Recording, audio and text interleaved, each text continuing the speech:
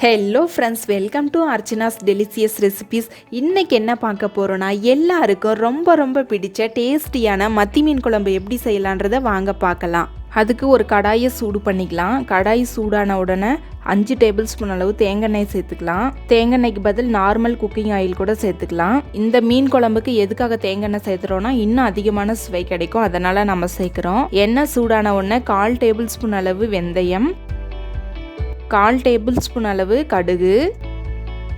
கடுகு பொரிஞ்ச உடனே கொஞ்சமாக கருவேப்பிலை, 2 பச்சை மிளகாவை நீல வாக்கில் கட் பண்ணி சேர்த்துருக்கேன். ஒரு சின்ன துண்டு அளவு இஞ்சி, 5 பல் பூண்டை கல்லில் இடித்து சேர்த்துக்கோங்க.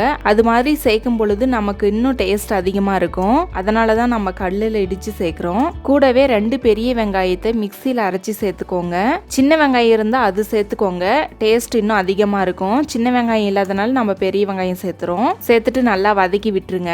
கூடவே 1/4 டேபிள் ஸ்பூன் அளவு மஞ்சள் தூள், 3 டேபிள் ஸ்பூன் அளவு மிளகாய் தூள், 2 டேபிள் ஸ்பூன் அளவு மல்லித்தூள், மசாலா எல்லாம் சேர்த்தாச்சு. இதை ஆனியனில் சேர்ற மாதிரி நல்லா கலக்கி விட்டுக்கோங்க.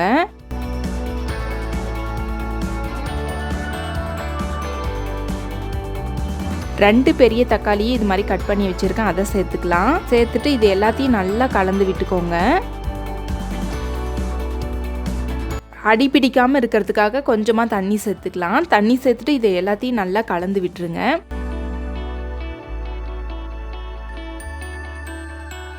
ஒரு பெரிய சைஸ் நெல்லிக்காய் அளவு புளியை எடுத்து இது மாதிரி கரைச்சி வச்சுருக்கேன், அதை சேர்த்துக்கலாம். இதுக்கு புளி அதிகமாக சேர்க்காதீங்க, அதாவது தக்காளி அதிகமாகவும் புளி கொஞ்சம் குறைவாகவும் சேர்த்துக்கோங்க. இப்போ குழம்புக்கு தேவையான அளவு நம்ம தண்ணி சேர்த்துக்கலாம். நான் 1 டம்ளர் அளவு சேர்க்குறேன். சேர்த்துட்டு இதை நல்லா கலந்து விட்டுக்கோங்க. நல்லா கலந்து விட்டாச்சு. இந்த சமயத்தில் குழம்புக்கு தேவையான அளவு உப்பு சேர்த்துக்கலாம். 1 டேபிள் ஸ்பூன் அளவு கல் உப்பு சேர்த்துக்கோங்க. சேர்த்துட்டு இதை மூடி வச்சு நல்லா கொதிக்க விடுங்க. அதாவது எண்ணெய்லாம் பிரிஞ்சு வர அளவுக்கு நம்ம கொதிக்க விடணும். பாருங்கள், எண்ணெய்லாம் லைட்டாக பிரிஞ்சு வந்திருக்கு.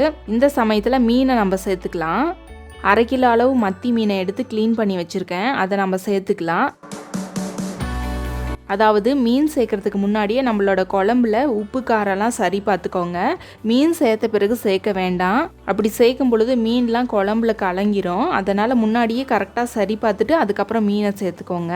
ஒரு கரண்டி வச்சு மீனெல்லாம் குழம்புல மூழ்கிற மாதிரி இது மாதிரி லைட்டாக அழுத்தி விட்டுக்கோங்க. மூடி வச்சு 5 நிமிஷம் போல் லோ ஃப்ளேமில் நம்ம வேக வச்சுக்கலாம். 5 நிமிஷத்துக்கு மேலே விட வேண்டாம். இந்த மீன் வேகிறதுக்கு 5 நிமிஷமே போதுமானதாக இருக்கும்.